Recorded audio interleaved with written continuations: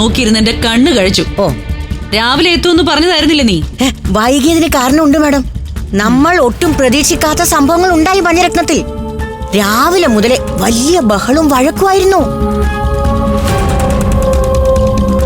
കാര്യങ്ങള് കണ്ടും കേട്ടും അറിയിക്കാൻ വന്നതാണ് ഞാൻ. അപ്പൊ കുറച്ച് വൈകിപ്പോയി. എന്താ കാരണം?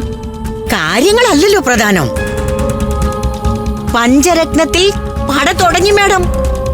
അടിച്ച് 5 പിരിഞ്ഞില്ലെങ്കിലും ഉറപ്പായും 2 പിരിയും.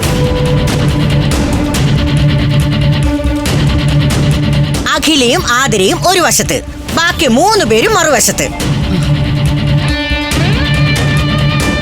അമൃതയോട് പിണങ്ങി ആതിര വീട്ടിൽ നിന്ന് ഇറങ്ങിപ്പോയി. ചന്ദ്രസേനാണെങ്കിൽ എന്ത് ചെയ്യണമെന്ന് ഒരു രൂപവും ഇല്ല.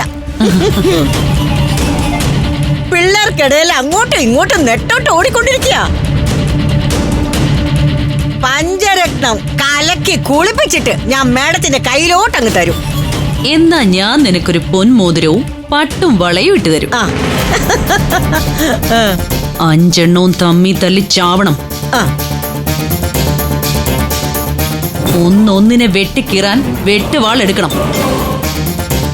4 എണ്ണവും തീർന്നു പോയാലും എനിക്ക് സന്തോഷമേ ഉള്ളൂ. പക്ഷേ 5-മതൊരെണ്ണം അതിനൊന്നും ചെയ്യരുത്.